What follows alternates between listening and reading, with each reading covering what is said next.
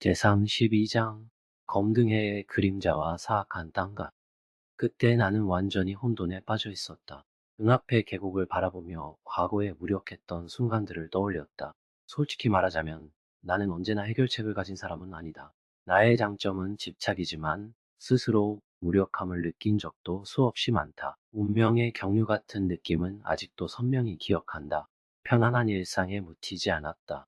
하지만 이번 무력감은 특별했다. 이전 모험에서는 이렇게 기묘한 미지와 마주친 적이 거의 없었다. 우리는 정말로 귀신에 들린 걸까? 귀신에 씌어버린 우리는 의식 없이 이틀을 떠돌았고 무선 전파로 칠런팅 일행을 초원으로 부르려 했었다. 그때 떠오른 것이 사악한 땅에 관한 이야기다. 어느 특정 지역이 의식이라도 있는 듯 사람들을 끌어당긴 뒤 들어온 이들을 죽인다는 것이다. 예전엔 그런 이야기를 허구의 소설이라 여겼지만 이 초원은 똑같은 느낌을 주었다.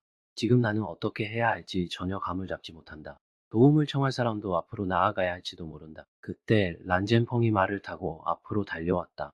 주저함 없이 뱃살은 창백한 얼굴을 하고 있었다. 나는 그를 바라보았고 뱃살도 나를 힐끗 보았다. 뱃살이 말했다. 동생, 두려워하지 마. 내가 두려워하지 않으면 그걸로 충분해. 나는 란젠펑에게 그의 생각을 물었다. 그는 앞만 바라보며 한마디만 했다.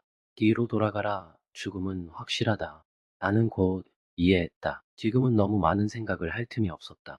이 초원을 벗어나면 상황이 나아질지도 모른다. 초원 계곡의 지형은 초원 자체와 약간 차이가 있었다.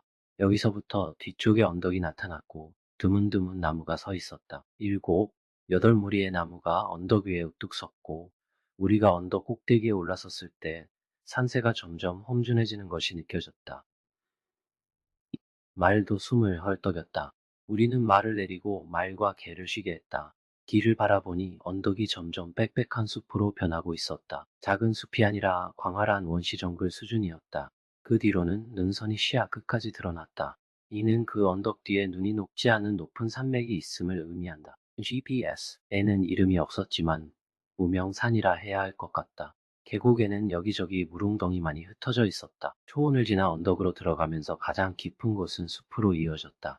나는 그 숲을 보며 차가운 공포가 솟구쳤다. 나무는 이전에 마주친 것과 똑같았고 숲 안에 무엇이 있을지 아래에 무엇이 묻혀 있을지 알 수 없었다. 그 거대한 연의 지하궁전은 숲속에 있을 것이고 산맥을 따라 파낸 것이라 추정된다. 여기서 풍수를 살펴볼 필요가 있었다.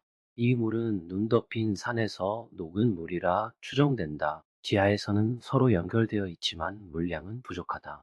지표면의 고인 물은 작은 웅덩이 몇 개뿐이다. 눈이 풍부하던 시절엔 이 계곡에 큰 강이 조용히 흘렀을 것이라 상상한다.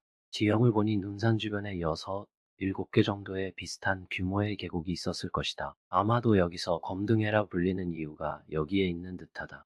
지금도 산 사이에 다채로운 작은 꽃들이 피어 있다. 아주 아름답다. 강의 근원은 보통 용입침수라 불리며 여기엔 여러 갈래의 용입침수가 있다. 풍수적으로는 매우 복잡한데 나는 피상적인 지식만 가지고 있어 이런 복잡한 풍수를 해석하기엔 역부족이다. 현재는 몇 개의 웅덩이만 보이는데 마치 용이 피를 토하는 듯해. 분명 병든 용이다. 그럼 검등은 무엇일까? 검과 등은 서로 대립되는 이미지지만 본질적으로 이 계곡은 어둠에 휩싸여 빛마저 비출 수 없는 느낌을 준다. 뱃살이 말했다. 분명히 무언가가 이 용맥을 압박해 물길을 끊어버렸기에 이 계곡이 이렇게 썩어가고 있어. 그럼 연꽃 지하궁전 얘기야?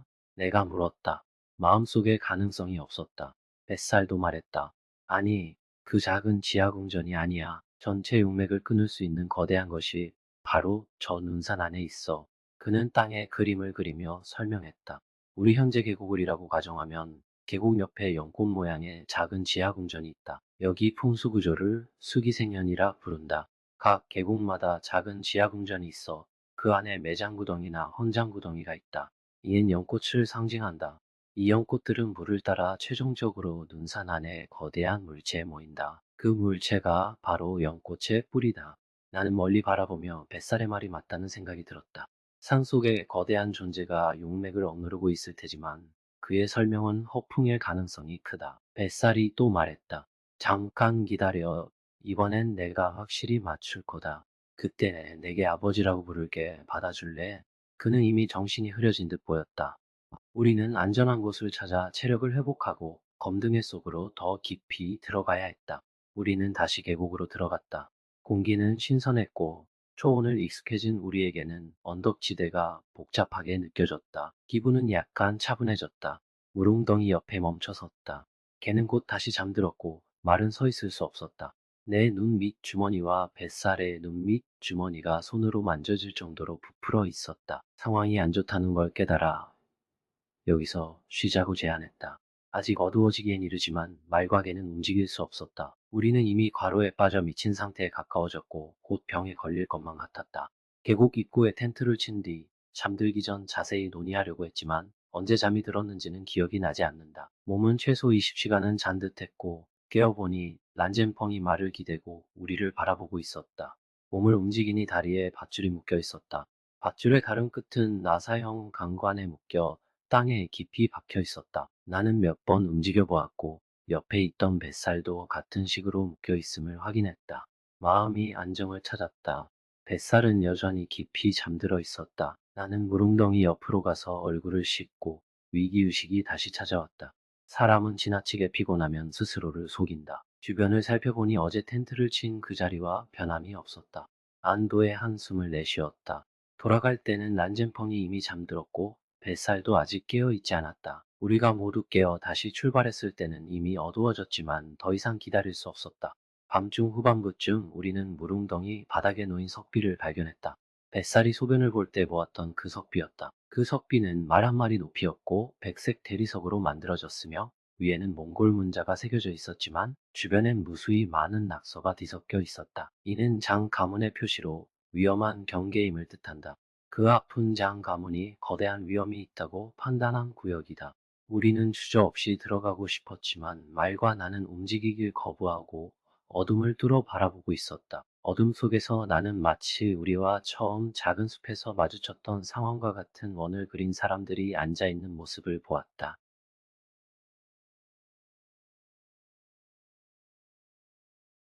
시청해주셔서 감사합니다. 이 이야기가 마음에 드셨다면 채널을 구독하고 알림벨을 켜주세요. 더 많은 아름다운 이야기가 곧 너와 이야기들 채널에 찾아옵니다.